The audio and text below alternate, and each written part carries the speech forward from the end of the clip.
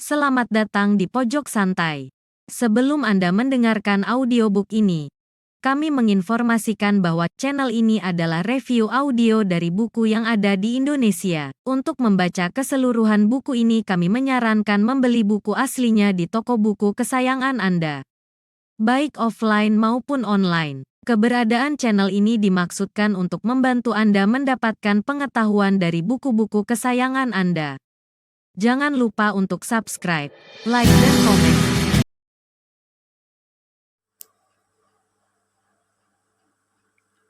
Selamat datang di Pojok Santai, channel khusus yang membahas komik dan novel dengan cara asyik. Dua orang manusia tak dikenal tiba-tiba saja menghancurkan bangunan milik seseorang yang sudah tua. Apa alasan dua sosok asing itu melakukan hal tersebut? Dan siapakah mereka? Yuk, langsung saja disimak video kali ini. Kami sepasang datu karang, balas lelaki bercaping itu memperkenalkan diri. Wajah lelaki tua yang berdiri 20 tombak di depan mereka terlihat makin mengkerut. Sepertinya sedang berusaha mengingat-ingat nama yang baru disebutkan tadi. "Aku tak kenal kalian," kata laki-laki tua itu lebih lanjut. "Tentu saja kau tidak tahu kami, karena selama ini selalu menyembunyikan diri seperti seorang pecundang," kata Lalinggi lagi, yang merupakan orang tertua dari sepasang datu karang. "Jadi, siapa sebenarnya kalian? Dan ada sangkut paut apa denganku?" "Kami menginginkan peti yang kau kubur di pulau ini 50 tahun yang lalu," sambar lelaki yang berwajah buruk. Si lelaki tua itu memegangi dagunya. Wajahnya kembali memperlihatkan kerutan lebih banyak. Sedang matanya menyipit, tertuju ke arah lain. Sepertinya dia berusaha mengingat peristiwa 50 tahun yang lalu. Peti itu ya," gumam lelaki tua itu perlahan. "Kenapa dengan peti itu? Dan kenapa kalian begitu menginginkannya?" "Kau tak perlu tahu. Tunjukkan saja di mana tempatnya," bentak lelaki berwajah buruk yang cepat naik darah. "Tidak bisa," putus laki-laki tua itu tegas sambil menggeleng. "Perlu kau tahu, Pak Tua, kami hanya ingin agar kau memberitahu di mana peti itu dikuburkan. Kalau kau tak bersedia dengan cara yang baik ini, kami akan memaksa mulutmu berbicara," ancam lelaki bercaping dingin dan datar. "Cepat katakan," bentak lelaki berwajah buruk sekali lagi.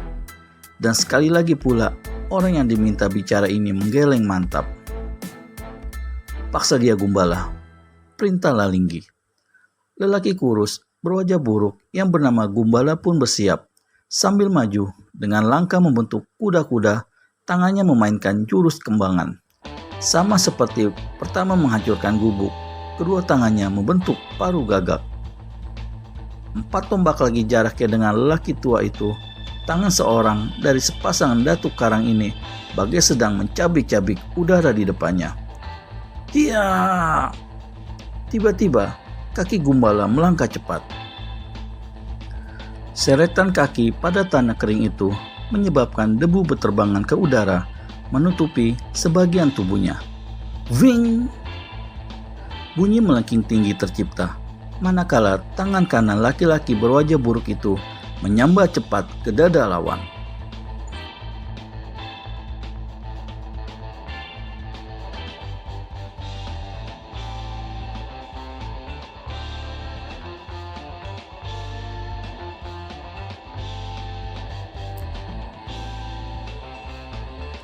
Tentu saja, lelaki tua ini tak sudi dadanya tertembus jari Gumbala.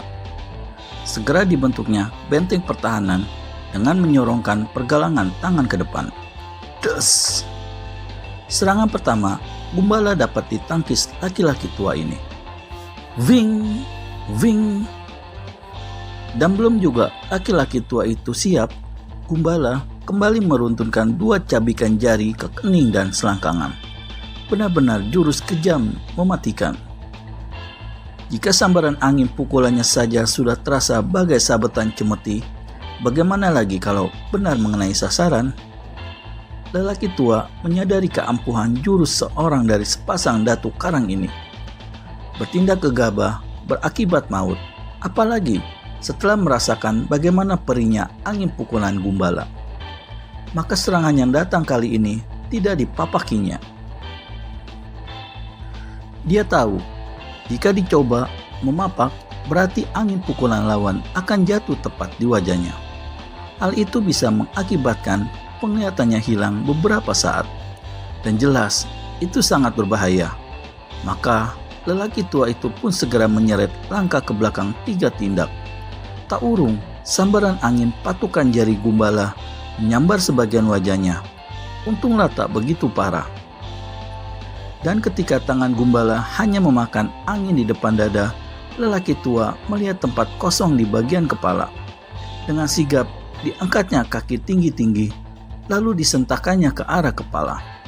Dep! Seorang dari sepasang datu karang ini rupanya cukup jeli membaca serangan lelaki tua itu. Dengan cepat, dia menjatuhkan diri ke tanah. Berbarengan dengan itu, kaki kanannya diputar dari belakang ke depan untuk membabat sebelah kaki lawannya yang sedang menopang tubuh. Seret! Ha! Mau tak mau, lelaki tua itu harus mendorong kaki yang masih di udara kuat-kuat ke atas. Dengan begitu, ayunan kakinya bisa dimanfaatkan untuk berjumpalitan ke belakang. Wrrr! Ring! Sekejapan saja.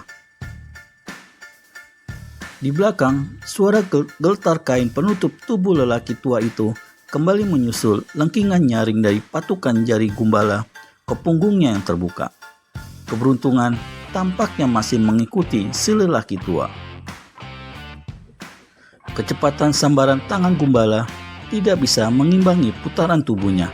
Alhasil, patukan tadi pun lolos begitu saja. Aku tak mengerti apa gunanya peti itu bagi kalian, kata lelaki tua setelah membentuk kuda-kuda 8 langkah di depan lawannya. Kau tak perlu mengerti. Kau hanya perlu mengatakan di mana kau kubur peti itu.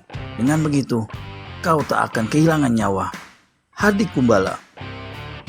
Baru saja kata-kata itu kering, tanpa mau menunggu lebih lama, Gumbala melabrak lelaki tua itu. Ya! Wing! Wing! Wing!